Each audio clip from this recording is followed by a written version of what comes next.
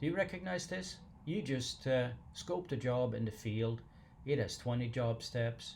It needs a couple of reference documents, a drawing. It has 6 parts and some consumable material. It also has a burn permit and a confined space permit. Do you really need to record all this into your CMMS? Well, the answer is it depends.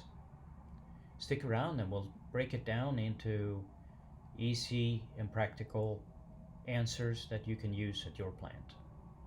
Let's break it down, starting with job steps.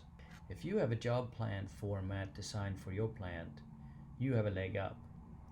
If you don't, it's time to consider designing one for your plant. But let's ignore that for the time being. Remember, CMMSs are poor at communicating information in a digestible format. They have very limited options outside of straight text in a certain font size. A separate office program is much better at communicating information and blending different types of information, drawing attention to particular features and important information. CMMSs often don't allow the use of pictures, or you can't put a reference on a picture, or they simply take too much time if they are allowed, and they slow down the system over time. Finding a job plan in a system, a particular work order, can be daunting unless you know the exact asset number or work order number. It can be very difficult to and time consuming to retrieve it.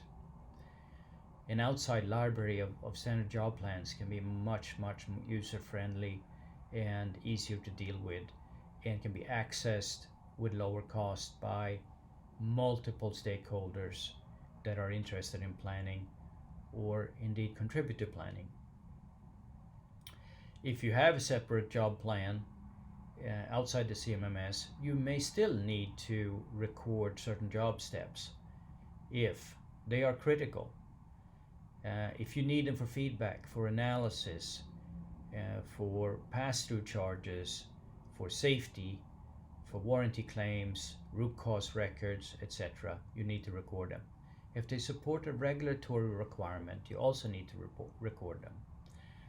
And there may be other situations that are not covered here that are important to your company and forces you to record them. So do try to list those so that it's clear to everyone when you do need to record the job steps in the CMMS. Let's move on to estimates. Estimates communicate and set expectations for how long a job should take, and if broken down into steps, how long each of those should take as well. Estimates enable scheduling. Without them, you can't schedule. It's as simple as that. If they're not in the system, you're not communicating expectations and norms to the trades, supervisors, or other stakeholders. Breaking out job steps from a total estimate is very helpful for overall planning. You can reuse the steps for other jobs that have similar or identical steps. When listed, trades know what the expectations are. They can provide feedback, especially when a step is way off. Creating estimates and job steps makes you better as a planner, supervisor, and engineer, especially when the jobs are challenging and cater to a range of skill levels. Creating estimates also makes supervisors and tradespeople better, and they do enable targeted feedback. Finally, estimates enable budgeting, they enable approval and alternative solutions. Sometimes a job plan as suggested is just not a good way to solve something, and you need to go back to the drawing board and come up with a different solution. They must be in the CMMS.